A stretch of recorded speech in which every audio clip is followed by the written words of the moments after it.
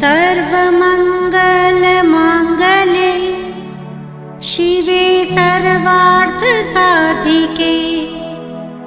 शरण्ये त्र्यम्बके गौरी नारायणी नमोस्तुते।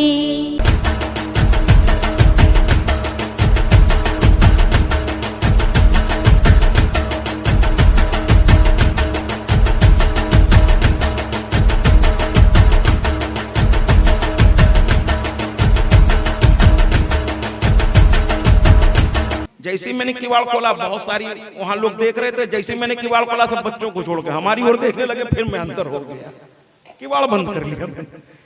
चाह कर कभी नहीं देख सका।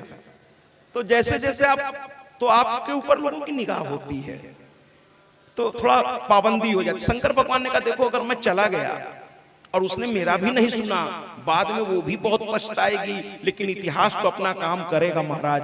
इसीलिए गलती नहीं करनी चाहिए इंसान को। हम लोग सोचते ना, अरे हो गया तो हो गया। अरे नहीं भैया, हो गया माने क्या, ये लिख गया। कभी न कभी वक्त बेवक्त लोग इस पे चर्चा कर बैठे थे। अपने जबान का हमेशा पक्का रहिए, अपने काम का हमेशा पक्का रहिए, अपने काम को पूरी ईमानदारी से करिए, है ना महाराज। जीवन ऐसा जिए कि आप किसी को मौका ही मत दीजिए कि कोई आपके ऊपर उंगली उठा के कहे आपने ऐसा क्यों किया। आप मौका ही मत दीजिए, है ना महाराज। तो शंकर भगवान ने कहा, देखो जाके बात तो नहीं करूंगा, तुम लोग करके देख चुके ना, नहीं मानी ना, बात करने का समय नहीं है इस समय। तो फिर कहें, फिर क्या करिएगा, क्या बैठे रहिएगा हाथ पे हाथ धरे, प्रलय आने दीजिएगा। कहे नहीं नहीं, कुछ तो करना पड़ेगा। तो वो देखे अपने ज्ञान चक्षु से कि माँ किधर जा रही है, वो समझ गए और थोड़ी पहले आगे जाकर के वहीं वो लेट गए। कहे इधर ही से तो आ रही है, लेट गए, बस और कुछ नहीं बोले, लेट गए। और माँ गुस्से में चलती जा रही है, पैर उठाए जा रही है, चलती जा रही है, उठाए जा रही है, चलती जा रही है। धुम धुम की आवाज आ रही है उनके हर पैर से, पूरा ब्रह्मांड। जब वो भगवान शिव के पास पहुंची तो उन्होंने पैर उठाया उसी गुस्से में, और उनके सीने पे लोग कहते हैं उस पर चढ़ गई। अरे राम राम, क्या बात आप करते हैं। आज मैं काली माता के सारे भ्रम आपके दिमाग से निकाल दूंगा, कोशिश मेरी यही रहेगी। वो चढ़ ओढ़ नहीं गई भैया। अरे माँ से ज्यादा मर्यादित कोई हो सकता है क्या। अरे राम राम राम, मैया ने बस पैर उठाया और जैसे ही पैर नीचे की ओर रखना शुरू किया, मैया की नजर पड़ी शंकर भगवान पर। कह रही तो मेरे पति हैं। और जैसे ही उनको ये आभास हुआ, आप लोग कोई काम करती हैं और अचानक आप लोग अरे गलती हो रही है, तो आप फट से, बहुत सुनों की आदत होती है, क्या करते हैं आप, जीभ निकाल, अरे ये क्या हो गया। अक्सर लोग करते हैं, अरे ये क्या हो गया, बस माँ की जीभ निकल गई ऐसे, अरे, और जीभ को दांत से हल्का सा दबा दिया। अरे क्या होने जा रहा था मुझसे, अपने ही पति पर पैर। अरे राम राम राम, बस वो उठाई, रखी भी नहीं, रखी नहीं भैया, नहीं रखी। हाथ जोड़ता हूं आपसे, ये मूर्तिकारों ने बना रखा है, हकीकत में ऐसा नहीं हुआ। वो रखना भी नहीं, वो ऐसे उठाई हुई थी। जैसे ही देखा उन्होंने, जीभ निकली और उन्होंने पैर हटाया, मारा, तुरंत हटाया और शांत हो गई, शर्मा गई, शर्मा गई, चुप हो गई। जीवन मतलब ऐसे निकाली, चुप हो गई। अरे क्या हो गया, क्या हो गया, क्या। अब उनका दिमाग गुस्से से हटके ये मैं क्या करने जा रही थी, उधर दिमाग चला गया और वो शांत हो गई, शांत हो गई। कहने का तात्पर्य यह है कि पहला भ्रम निकाल दीजिए कि काली हमेशा जीभ निकाले रहती, हमेशा नहीं निकालती। वो मूर्तिकार ने उस दृश्य को उन्होंने बना दिया, काली को उसी स्वरूप में लोग पूजने लगे। लेकिन हकीकत में काली मेरी बहुत प्यारी है। तभी तो दुर्गा सप्तशती में, है ना, आपका अर्गला में पहला श्लोक, ओम जयंती मंगला काली भद्र काली कपालिनी दुर्गा क्षमा शिवा धात्री स्वाहा स्वधा नमोस्तुते। मां भद्रकाली है बच्चों के लिए, जीभ तुरंत अंदर कर लेती है। अभी बाबूजी के यहाँ बैठा, एक दिन सीरियल बाबूजी दिखाने लगे हमको, शाम का समय था, जब कथा भी शुरू नहीं थी तब की बात बता रहा। तो यही दृश्य उस सीरियल में दोबारा दोहराया, मुझे बड़ा आनंद आ रहा था, है ना। जैसे ही गजानन आए, वो कथा दूसरी थी जो दिखा रहे थे, गजानन आए, उन्होंने जीभ तुरंत अंदर कर लिया, पुत्र के सामने माँ बड़ी सरल हो जाती है, बड़ी वो सोचती कहीं डर न जाए मेरा बच्चा, मुझसे ही डर न जाए। मैया अपने बच्चों के लिए भद्रकाली है, दुष्टों के लिए वो चंडिका है। कुल मिला के कौशिकी, माँ काली और गौरा दोनों ही अब दो स्वरूप हो गया। देखिएगा शुंभ निशुंभ की कहानी थोड़ी अलग है। महिषासुर में मैया प्रकट, माँ गौरा, बड़ी सुंदर, बड़ा ही सुंदर स्वरूप। और दोनों ने कहा देवताओं से कि पुत्रों चिंता मत करो, मैं जा रही हूं और ये समस्या भी तुम्हारा समाधान करके लौटूंगी। और चल पड़ी। और आपको मैं बताऊं ये जगह कहां है? कौन कहता है श्रीमद् देवी भागवत केवल जो लोग ये सोचकर घर बैठे हैं कि अरे ये सब पुराण जो है ऐसे ही है, तो मैं उन क्या कहूं, उनके लिए मेरे पास शब्द नहीं है। मैं एक के बाद एक प्रमाण देने को तैयार हूं महाराज कि ये पुराण ऐसे ही नहीं है। मैंने भी दुर्गा कुंड बताया, जो इसी पुराण के माध्यम से आपको बताया कि राजा सुबाहु ने कहा कि माँ आज से मेरे नगर में निवास करो, यानी काशी में निवास करो। दुर्गा कुंड अभी भी है, जाइए दर्शन करिए, माँ वहां है। तो कहां से ये देवी भागवत यूं ही कथा नहीं है महाराज। अब दूसरी जगह बता रहा हूं, शुंभ निशुंभ का घर बता रहा हूं आपको। अयोध्या की चर्चा तो होती ही रहती है महाराज, बच्चा बच्चा जान गया, जिसका चर्चा होगा लोग जान जाते हैं। लेकिन मेरी मैया की चर्चा कम हो रही है, लोग नहीं जान रहे हैं कि ये स्थान जो इस पुराण में बताया गया ये आज भी है। चल के दिखाने को तैयार हूं मैं। और चल के क्यों, आप जाके खुद देख लो, वहां के लोगों से पूछ लो, है ना।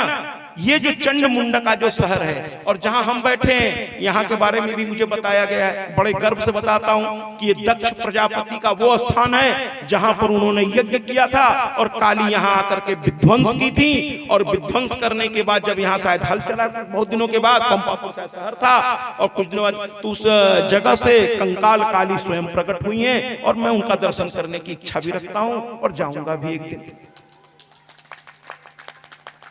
तो फिर इतिहास गलत कहां है भैया, कहां गलत है बताइए, है ना। तो इसी तरह शुंभ निशुंभ का शहर मैं आपको बताने जा रहा हूं। अब वो शहर हो गया, पहले वो देश था उनका। अब ये भी मेरा सौभाग्य देखिए, मुझे पहले सब पता नहीं रहता क्योंकि इसका प्रचार ठीक से नहीं हो रहा, इसलिए पता नहीं है। अयोध्या के बारे में इतना प्रचार हो गया कि सब जान गए महाराज। लेकिन इसके बारे में जब मैं यहाँ आया तब तो आया कैसे, श्रीमद् देवी भागवत महापुराण की वजह से। इसीलिए मुझे तो सब कुछ इसी से मिला है। और मैं कहता हूं अगर आप भी इसको मानने लगे तो आपको भी सब कुछ इसी देवी भागवत महापुराण से मिल जाएगा। तालियों से स्वागत करिए ना। देखिए दक्ष प्रजापति की उस स्थान पर मैं बैठा हूं, यानी बड़ा रोमांचित अनुभव करता हूं मैं प्रणाम करता हूं दक्ष प्रजापति को, उनके पत्नियों के साथ, समस्त वहां उपस्थित देवी देवताओं सन्यासियों को। अब उनसे एक गलती हुई है, उस गलती की भी एक वजह है महाराज, वरना मां को तो खुद उन्होंने मांगा था, वो तपस्या करके मां को अपने घर ले आए थे। लेकिन एक गलती, ये कथाएं आपको बताएंगी कि क्या गलती नहीं करनी चाहिए जीवन में। ये कथा बहुत अच्छी है, इसीलिए मैं क्षेत्रवासियों से कह रहा हूं कि भैया 3 घंटा यहां देना है, दौड़ के आइए। आप भी जीवन में सीख लीजिए क्या नहीं करना, वरना फिर क्या क्या होता है। दक्ष प्रजापति मां के बड़े भक्त थे, वो शिव के विरोधी नहीं थे उतने जितना मां के बड़े भक्त थे। लेकिन उन्होंने एक गलती की, वो कथा में मैं बताऊंगा जब वो कथा आएगी। उस गलती की वजह से मां के भी वो विरोधी होते चले गए और अंत में उनका क्या हुआ सभी जानते हैं। अब ये जगह कहां है ये सुन लीजिए, शुंभ निशुंभ। मैं कथा करने के लिए राजा तालाब बनारस से थोड़ी पहले ही है, चले जाइए, किसी से पूछिएगा भीमा चंडी का मंदिर कोई भी बता देगा महाराज, कोई भी बता देगा। और कहिएगा, पूछिएगा वहां के पुजारियों से, वो आपको उछल उछल के बताएंगे हाँ मैया ने शुंभ निशुंभ को यही मारा था, यही मारा था।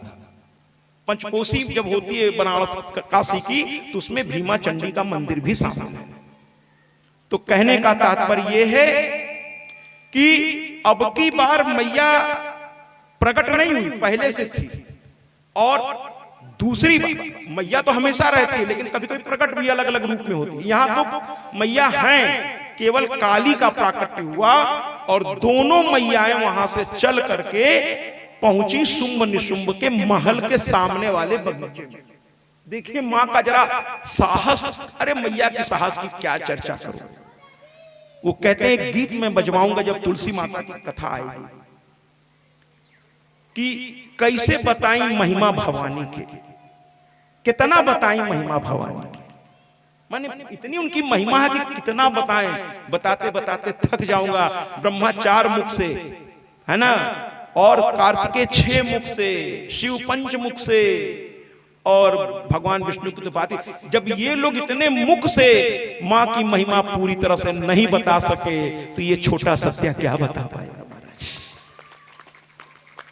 कोई नहीं बता सकता इनकी महिमा, कोई नहीं बता सकता। बताने का प्रयास बस हम लोग कर रहे हैं, थोड़ा बहुत जो मैया की कृपा से मिल रहा। ये जो मैं बता रहा हूं बहुत थोड़ा है मैया के लिए, बहुत थोड़ा है। मैया का तो मां की कथा अनंत है, मां का स्वरूप अनंत है ना। आइए ना इस पर एक थोड़ा सा गीत हो जाए। देखिए कल से सब यहाँ दिखाई देंगे। हाँ, कुर्सी कम पड़ जाएगी। कह दीजिए अगर कल तुम नहीं अपने अपने पतियों से कह दीजिएगा कि कल से अगर कथा में तुम्हारा चाचा 5 मिनट के लिए आओ, आना, नहीं तो खाना भूल जाना। ठीक है? तो भैया हमारे ऑडियो वाले की आज एक ताली हो जाए राजेश जी के लिए, जोरदार तालियां हो जाए। बहुत अच्छी व्यवस्था कर रखी है, पहले से ही सब कुछ सेटल कर रखा है। बस ऐसे ही राजेश जी साथ हो जाएंगे, आनंद आ जाएगा। देखिए क्या आनंद आ रहा है, इसके आश्रय राजेश जी को, क्योंकि हम लोग वहां से बहुत मेहनत करके हमारे इंजीनियर्स ये गाना कंप्यूटराइज पूरा सेट करते हैं। उसमें बहुत सारी चीजें हैं, कई चीजें ली जाती हैं, सिचुएशन के हिसाब से बहुत मेहनत की जाती है, और जब वो चीज आप तक नहीं पहुंचती तो हमें तकलीफ होती है। लेकिन आज राजेश जी ने पहले से सब, हमको कुछ भी सेट नहीं कराना पड़ा। साउंड भी सेट कर रखा था, मेरे माइक का भी सेट बहुत अच्छा था, और संगीत का भी। बस राजेश जी ऐसे ही कीजिए, है ना।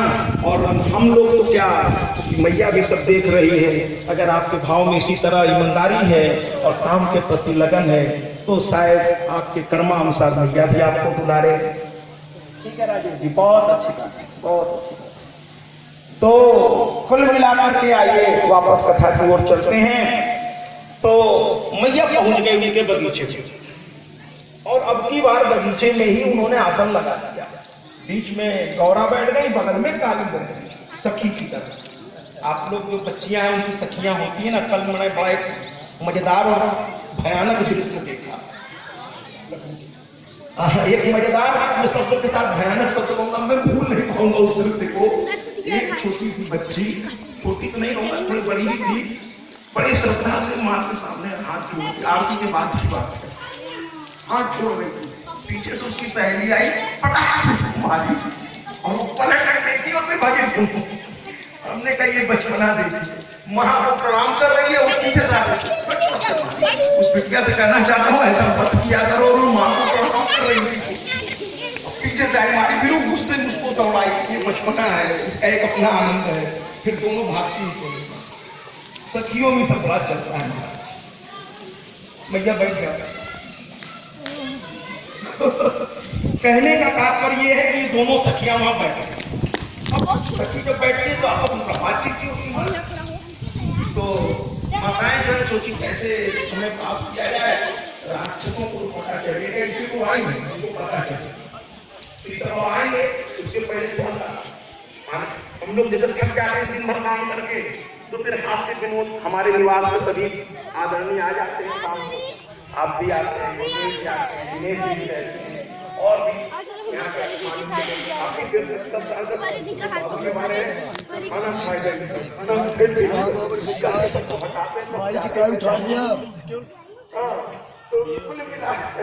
ओ एक जने बतिया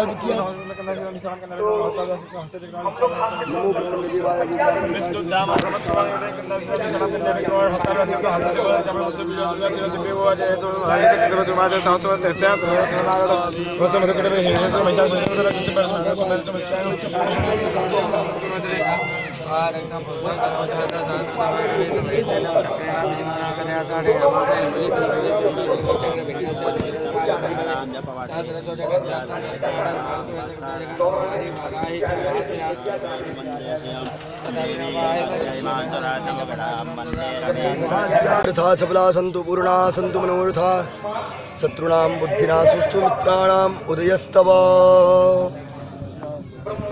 या देवी सर्वभूतेषु रज्जारूपेण संसदा नमस्तस्यै नमस्तस्यै नमस्तस्यै नमो नमः। जो जहाँ पाठ पर है थोड़ा उच्च स्वर ध्वनि कर दीजिए।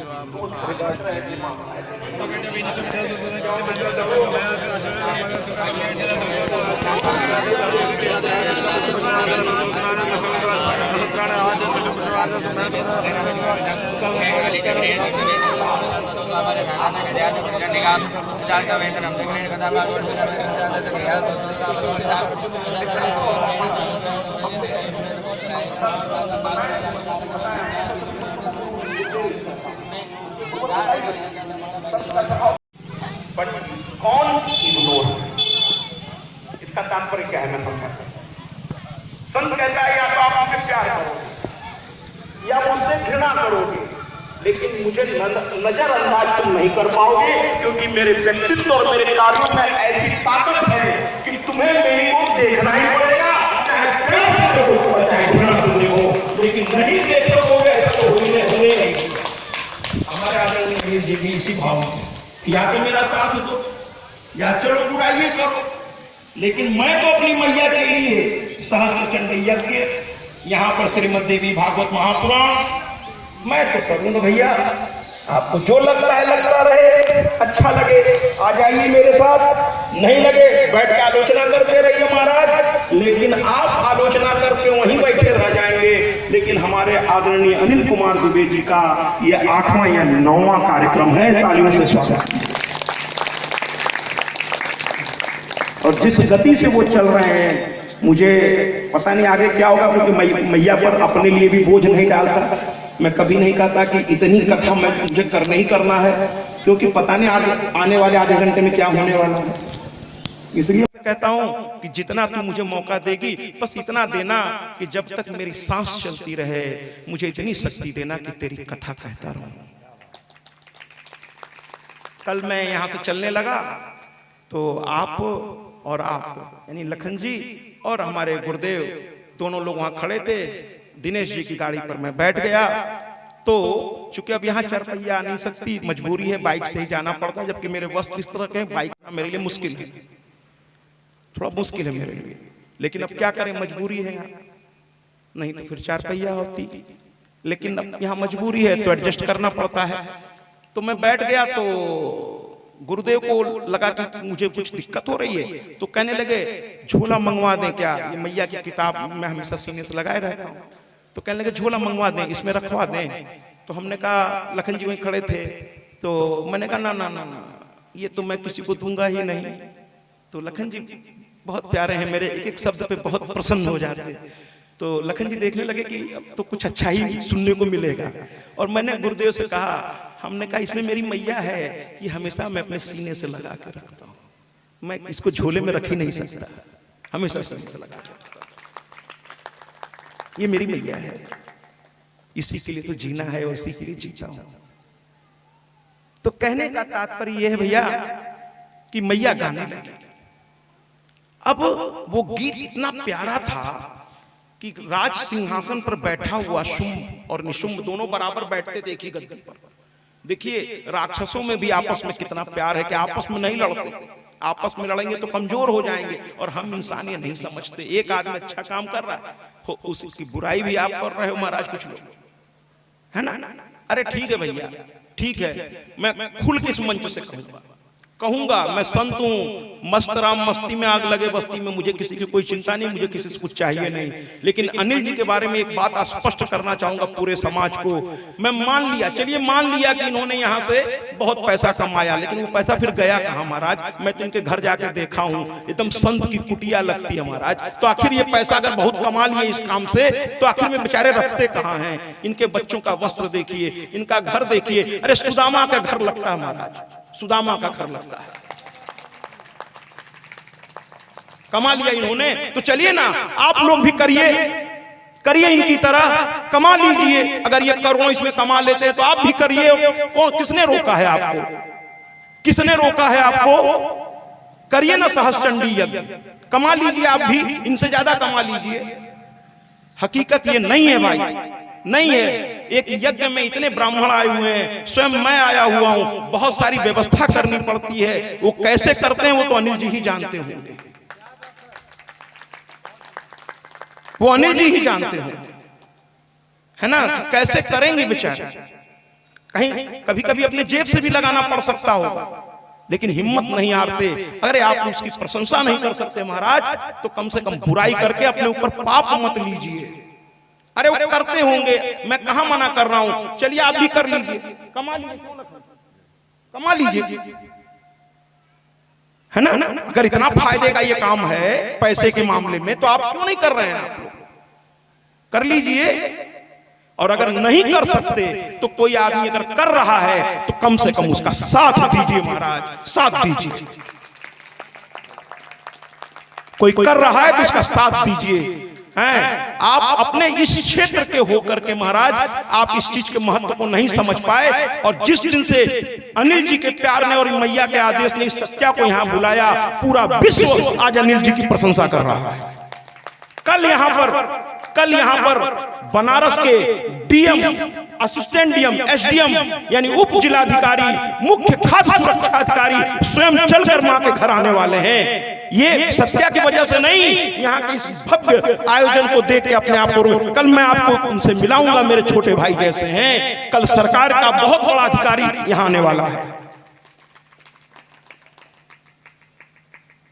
मिस्टर अमित श्रीवास्तव।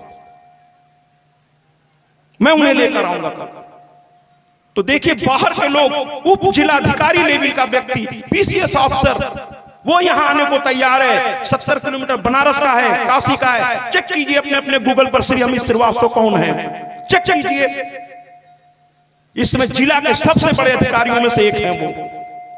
उनको मुख्य अतिथि बनाने के लिए लोग लाइन लगाए खड़े रहते हैं, लेकिन चूंकि मैं यहां बैठा हूं, और मैं क्या बैठा हूं, मैया ने यहां बैठा रखा है, आदरणीय अनिल जी के प्यार ने यहां बैठा रखा है। आप समस्त क्षेत्रवासी जो मुझे बहुत प्यार करने लगे, उनके प्यार ने मुझे बैठा रखा है, और इतने प्यार की वजह से वो मुझे प्यार करते हैं, वो यहां तक चलकर आने को तैयार हैं। और उनको पता नहीं कैसे एक विश्वास सा जग रहा है। उनके पिताजी समय थोड़ा बीमार चल रहे हैं महाराज, और वो खुद डिग्री कॉलेज के प्रिंसिपल रह चुके हैं, डॉक्टर ए.के. श्रीवास्तव। 84 साल उम्र है, तो उनसे उनके स्वास्थ्य की प्रार्थना के लिए वो स्वयं आकर के यज्ञ मंडप पर भी जाएंगे, दर्शन करेंगे। उनके साथ पूरी फोर्स चलती है, लेकिन उन्होंने कल फोन पर रात 11 बजे मुझे फोन करके कहा, न मैं फोर्स लेके आऊंगा, न अपना अर्दली लेकर आऊंगा, एक नंगा पैर एक भक्त बनकर के कल दरवाजे पे आऊंगा।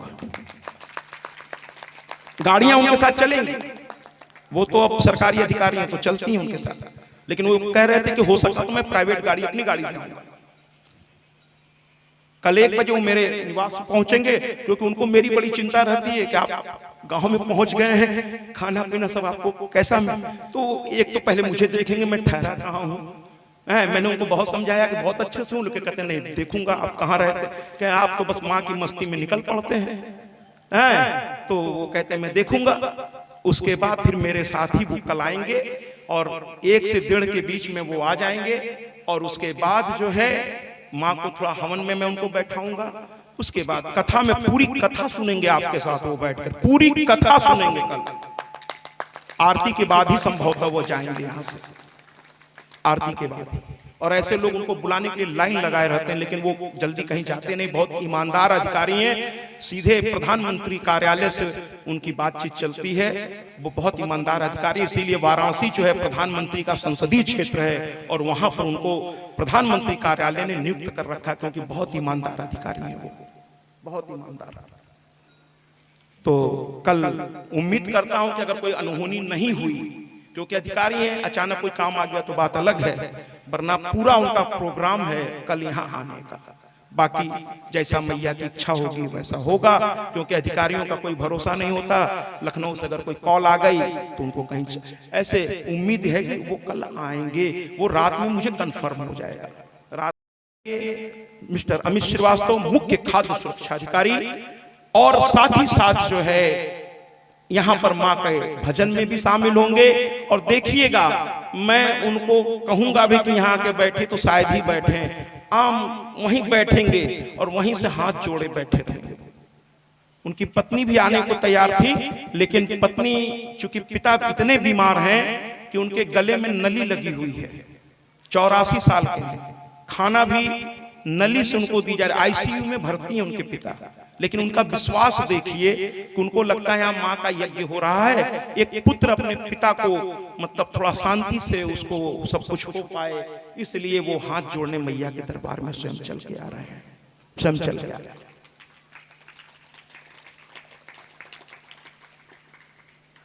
तो कहने का और ऐसे भी मैं, वो तो एक बहाना है, वो मेरी कथा सुनने के लिए बेचैन थे, तो चूंकि दूर दूर कथा होती है तो वहां पहुंचना मुश्किल है, तो यहाँ चूंकि बनारस में उनकी पोस्टिंग है तो यहाँ 70 किलोमीटर है, उन्होंने कहा 70 किलोमीटर है, मैं आ जाऊंगा, मैं आ जाऊंगा।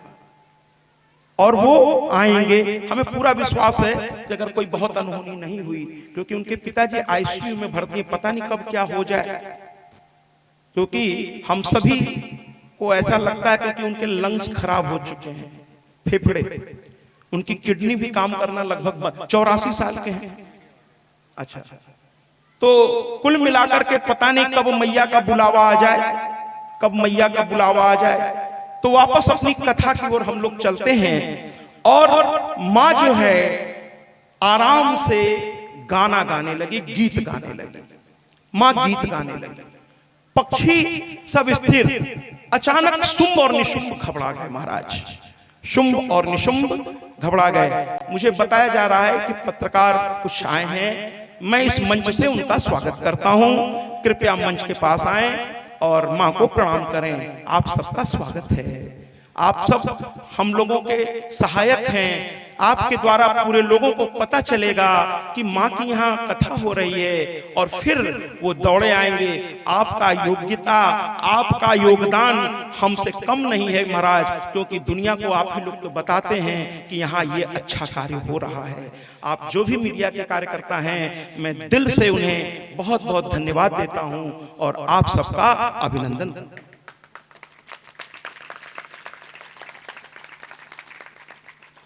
तो आइए थोड़ी सी कथा भी सुने। आदरणीय सोनू जी हैं और काली खो में इनके रहने से हमें बड़ा आराम मिला, बड़े भव्यता के साथ, बड़े दिल के साथ मेरी माई से इन्होंने मिलाने का कार्य किया। इनके बारे में मैं क्या कहूँ, बस मुझे तो यहाँ का हर व्यक्ति बड़ा अलग लगता है, और जब तक मैं वहाँ रहा तब तक इन्होंने मेरा साथ नहीं छोड़ा। और मैं चलते चलते मेरे मुंह से निकला, मैं उनसे कहा, जो बाबूजी के बड़े बेटे हैं, कि ये तो मुझे कुछ अपने से सीखते हैं। माँ की जो कथा है, यहाँ पर गौरा और काली, शुंभ निशुंभ के महल, शुंभ निशुंभ का महल कहाँ था महाराज? राजा तालाब, बनारस के पास, आज भी मौजूद है। और जहां मां ने शुंभ निशुंभ का वध किया, वो जगह आज भी वहां है, भीमा चंडी का मंदिर कहलाता है। मैं वहां गया था, बड़ा रोमांचित हुआ मैं वहां। कहने का तात्पर्य यह है कि मां गीत गाने लगी। अब शुंभ ने कहा कि इतना प्यारा स्वर, जिसका स्वर इतना प्यारा है, वो दिखती कैसे हो, इसलिए उसने अपने दूत सुग्रीव को भेजा। सुनो, अगर वो बहुत सुंदर हो, अगर वो बहुत सुंदर, कृपया मंच के उधर पर्दे के उस तरफ जो लोग हैं कृपया बात न करें, कृपया बात न करें। मंच के उस तरफ जो लोग हैं थोड़ा हट के इधर उधर बात करें। तो सुग्रीव चल पड़ा। अब देखिए, यही आम आदमी में कहते हैं ना कि हमारे अंदर ही दानव भी है, हमारे अंदर ही दैव भी है। भगवान कहीं बाहर नहीं है महाराज, हमारे अंदर ही है। अब ये हमारे ऊपर है कि हम किसको अपने अंदर से उभारते हैं, किसको उभारते हैं। हम अगर देव का पोषण करेंगे तो देवत्व आएगा महाराज, और दानव का पोषण करेंगे तो दानवत्व आएगा हमारे अंदर। अब मैं कहना क्या चाहता हूं, थोड़ा बारीकी से समझिएगा। अगर हमारा भोजन सात्विक है, अगर हमारा भोजन सात्विक है और हमारे विचार पॉजिटिव यानी सकारात्मक हैं, अच्छे कार्य के लिए हमेशा हम तत्पर रहते हैं। ये देखिए, मीडिया वाले बहुत व्यस्त लोग हैं ये लोग, लेकिन माँ की कथा हो रही है, चले आए, और आदरणीय ने बताया इन लोगों को, लोग चले आए, वरना बहुत व्यस्तता होती है इन लोगों के पास। तो अगर हमारे अंदर सात्विकता है महाराज, तो धीरे धीरे देव का भाव हमारे अंदर ऊपर, और नाना प्रकार के अभक्ष्य वस्तुओं का भक्षण करते हैं, है ना महाराज। तो फिर तो दानव ही पोषित होगा, जिसको हम पोषित करेंगे वही तो आगे आएगा।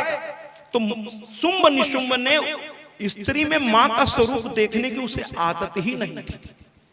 वो स्त्री को भोग्या समझता था, वो भूल गया था कि उसको जन्म देने वाली भी कोई मां है महाराज। जब भी किसी स्त्री के बारे में बुरे विचार आपके मन में आवे तो सबसे पहले अपनी मां को एक बार याद कर लीजिएगा कि एक स्त्री ने ही आपको यहां पर इस लायक बनाया है महाराज। स्त्री का सम्मान कर